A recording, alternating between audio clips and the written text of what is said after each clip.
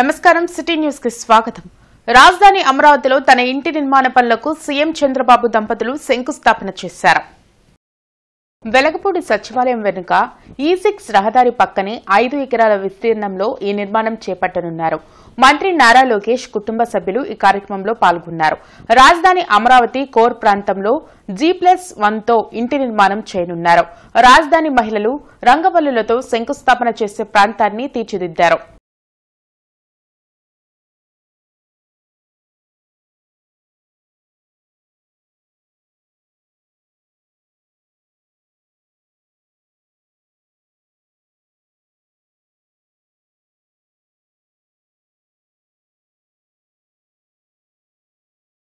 గుంటూరు తూర్పు నియోజకవర్గంలో ప్రజలకు మౌలిక వసతుల కల్పనతో పాటు అభివృద్ధి లక్ష్యంగా పనిచేస్తున్నట్లు ఎమ్మెల్యే నసీర్ తెలిపారు. నియోజకవర్గ పరిధిలోని పలు డివిజన్లలో డ్రైన్లు, సిసి రోడ్ల నిర్మాణంకు ఇన్ఛార్జ్ మేయర్ సజీలతో కలిసి ఆయన పాల్గొన్నారు. కూటమి ప్రభుత్వం అధికారంలోకి వచ్చాక ప్రజా సమస్యలను త్వరితగతిన పరిష్కరిస్తున్నట్లు ఎమ్మెల్యే ఇన్ఛార్జ్ మేయర్ చెప్పారు. కార్యక్రమంలో స్థానిక కార్పొరేటర్లు, కూటమి నాయకులు పాల్గొన్నారు.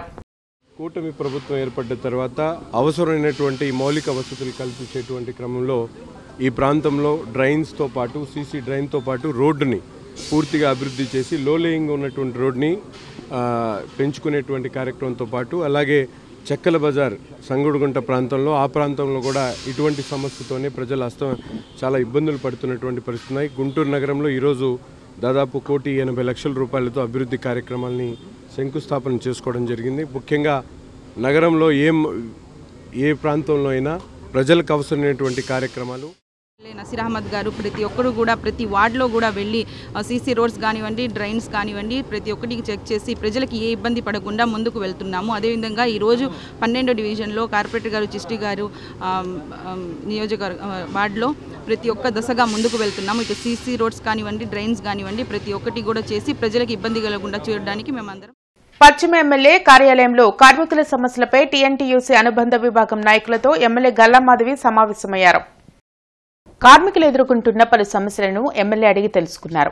సాధ్యమైనంత వరకు వారి సమస్యలను పరిష్కరిస్తామని ఎమ్మెల్యే గల్లామాధవి టీఎన్టీయూసీ నాయకులకు హామీ ఇచ్చారు.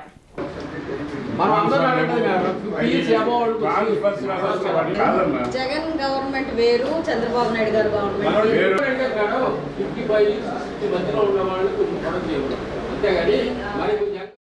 మాజీ మంత్రి కారుమూరి నాగేశ్వరరావు చేసిన అనుచిత వ్యాఖ్యలపై చర్యలు తీసుకోవాలని టీడీపీ ముఖ్య నేతలు పశ్చిమ డీఎస్పీకి ఫిర్యాదు చేశారు. ఈ సందర్భంగా టీడీపీ రాష్ట్ర కార్యనిర్వాహక కార్యదర్శులు కనపర్తి శ్రీనివాసరావు, మద్దిరాల మేనీ, కార్పొరేటర్ వేములపల్లి శ్రీరామ్ ప్రసాద్ మీడియాతో మాట్లాడారు. ఏలూరులో జరిగిన వైసీపీ ఆత్మీయ సమావేశంలో మాజీ మంత్రి కారుమూరి నాగేశ్వరరావు అనుచిత వ్యాఖ్యలు చేశారని మండిపడ్డారు.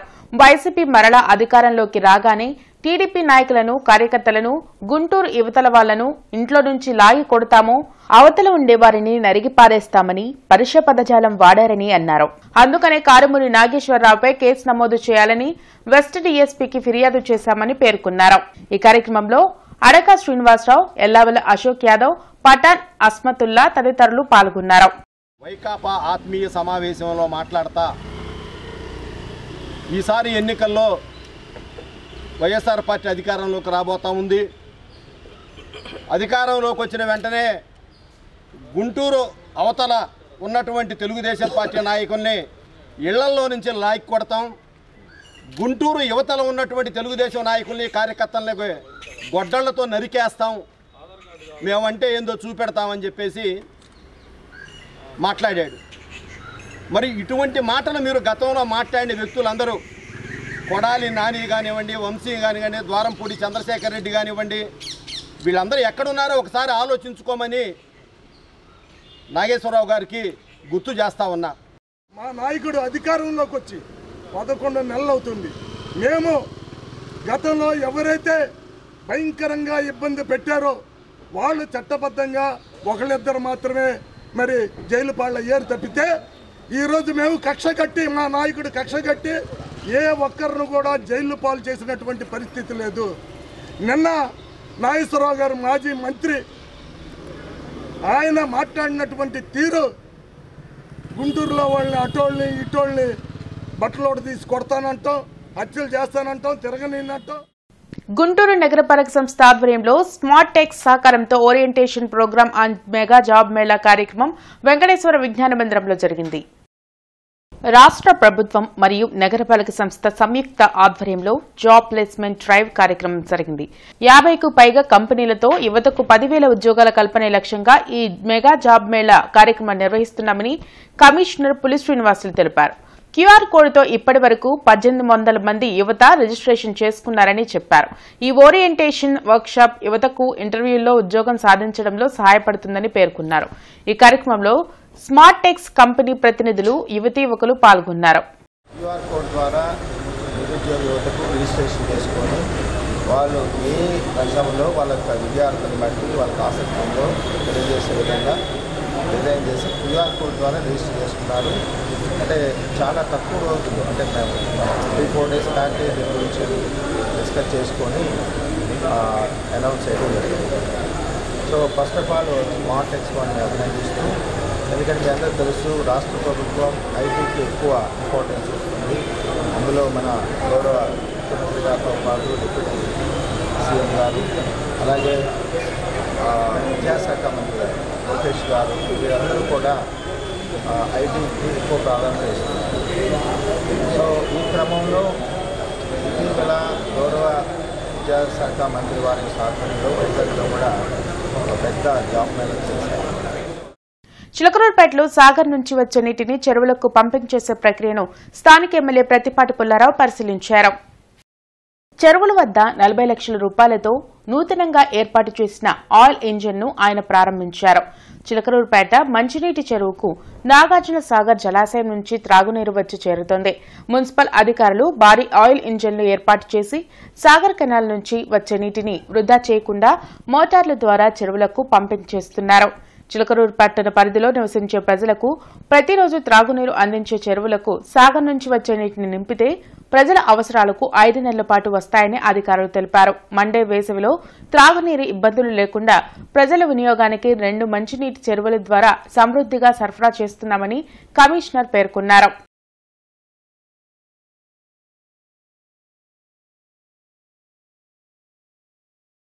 శంకరవిలాస్ బ్రిడ్జి పొడవు కుదించకుండా నిర్మించాలని కోరుతూ ఏప్రిల్ 10వ తేదీన చేపట్టబోయే మానవహారానికి ప్రజల మద్దతు కావాలని శంకరవిలాస్ బ్రిడ్జ్ సాధన జేఏసీ పిలుపునిచ్చింది. బెటర్ శంకర్ విలాస్ బ్రిడ్జి సాధన జేఏసీ ఆధ్వర్యంలో శంకర్ విలాస్ సెంటర్లో ఆందోళన కార్యక్రమం నిర్వహించారు. ఏప్రిల్ 10న లాడ్జి సెంటర్ నుండి హిందూ కాలేజ్ జంక్షన్ వరకు చేపట్టబోయే మానవహారం వాల్ పోస్టర్ ని ఆవిష్కరించారు. అనంతరం JAC convener LS Bharavi, chamber of commerce అధ్యక్షులు ఏల్చూరి వెంకటేశ్వర్లు మీడియాతో మాట్లాడారు. కొద్ది నెలలుగా ప్రజాప్రతినిధులు, అధికారులు శంకర్ విలాస్ బ్రిడ్జి ని లాడ్జి సెంటర్ నుండి హిందూ కాలేజ్ వరకు ఒక ఐకానిక్ ఫ్లైఓవర్ బ్రిడ్జి నిర్మిస్తామని గొప్పలు చెప్పారని గుర్తు చేశారు. కానీ దానిని కుదించి అరండల్పేట 9వ లైన్ నుండి ఏసీ కాలేజ్ వరకు కేవలం 930 మీటర్లు మాత్రమే నిర్మాణం చేస్తామని, ప్రస్తుతం ఆర్యూబీ కూడా సాధ్యం కాదని జిల్లా కలెక్టర్ ప్రకటించారని తెలిపారు. దానివలన నగర ప్రజలు ఎన్నో ఇబ్బందులు పడాల్సి వస్తుందని చెప్పారు. వెంటనే అధిక నిధులు సమకూర్చి శంకర్ విలాస్ బ్రిడ్జి పొడవు పెంచి నిర్మాణం చేయాలని డిమాండ్ చేశారు. ఈ కార్యక్రమంలో నల్నీకాంత్, మస్తాన్ వలి, సదాశివరావు, వెంకట్రావు, కిరణ్ తదితరులు పాల్గొన్నారు. ఈ ఫ్లైఓవర్ కట్టడానికి మేము వ్యతిరేకం కాదు, కానీ ఏదైతే మీరు ప్రకటన చేశారో ప్రజలకు ఎటువంటి ఇబ్బందులు లేకుండా రానున్న 100 సంవత్సరాల పాటు ప్రజల అవసరాలని, భవిష్యత్ అవసరాలని దృష్టిలో పెట్టుకుని నిర్మిస్తామని చెప్పారు. ఆ ఫ్లైఓవర్ని తీసుకురండి, దానికి కావాల్సిన నిధులు సేకరించండి.